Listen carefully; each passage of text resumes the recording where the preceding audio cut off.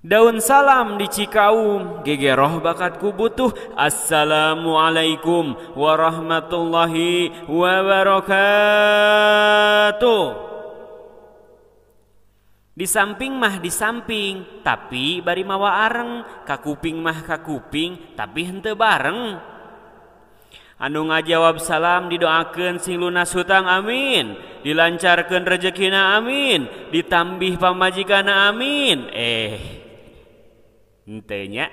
Sakali di Assalamualaikum warahmatullahi wabarakatuh.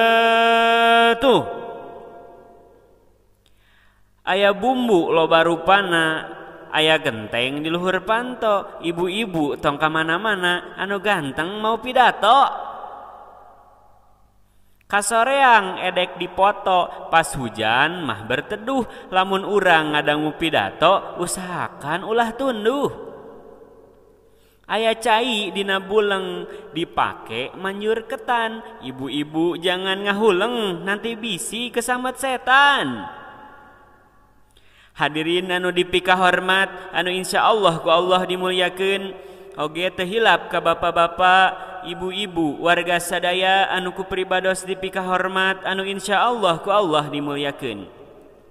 Puji miwah syukur urang sanggakeun ka Allah Subhanahu wa taala anu alhamdulillah kalayan takdir timantena urang sadaya tiasa riung mungpulung patepung lawung patepang wajah dina raraga memperingati kana sasih dilahirkeunana junjunan urang sadaya yakni Kangjeng Nabi Muhammad sallallahu alaihi wasallam.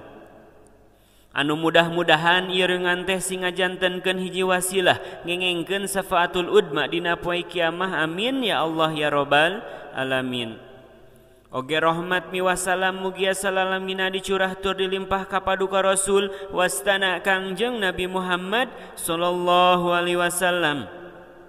Teu hilap ka keluargana, sahabatna, oge mudah-mudahan eta rahmat teh dugi ka urang sadayana, amin ya Allah ya rabbal alamin. Hadirin anu dipika hormat, alhamdulillah urang sadaya tiasa ngariung dina ieu patempatan dina raraga memperingati Maulid Nabi Muhammad sallallahu alaihi wasallam. Anu mudah-mudahan ku ayana ieu reungan teh sing tiasa nambih-nambih kana rasa cinta urang ka Kangjeng Rasul, sarta mudah-mudahan ku ieu acara tiasa mempererat tali silaturahmi urang, amin ya Allah ya rabbal alamin. Acara Maulid Nabi teh kacida penting, khususna keur budak ngora, sabab loba anu ngora teu apal ka Kangjeng Nabi, teu kenal, teu wawuh, mangkaning aya peribahasa tak kenal maka tak sayang maka tak cinta. Maka edek cinta kumaha lamun urang teu kenal ka Kangjeng Nabi. Numatak ieu acara teh kacida alusna supaya anak muda teh lebih mengenal Kangjeng Nabi sarta mencontoh akhlak Kangjeng Nabi. Urang kudu uninga yen sanyana anu bakal mere syafaat iwati Kangjeng Nabi Muhammad sallallahu alaihi wasallam.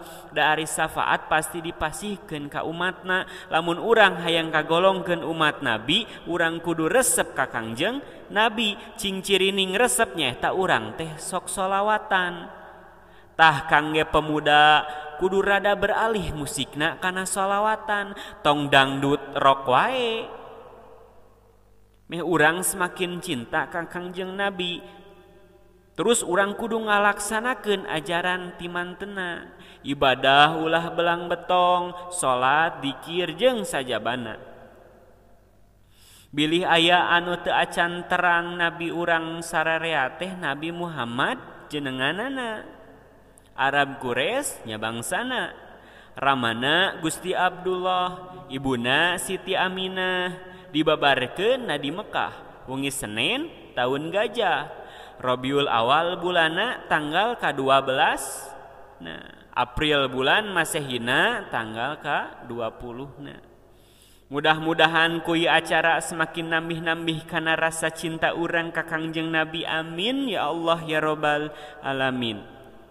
Hadirin anu dipika hormat, moal seueur anu dicarios kirang langkungna ulah kirang-kirang hapunten. Ditutup wae ku pantun, jikalau pedang melukai tubuh masih ada harapan sembuh, jikalau lidah melukai hati mau kemana obat dicari. Makan buah campur sekoteng dimakan sama dedemit, dan akhirnya anu ganteng mohon maaf mau pamit. Kalau ada sumur di ladang, boleh kita gosok gigi. Kalau ada umur yang panjang, nanti kita ketemu lagi. Hantu dedemit pergi berlari, tidak terasa, tidak tersentuh.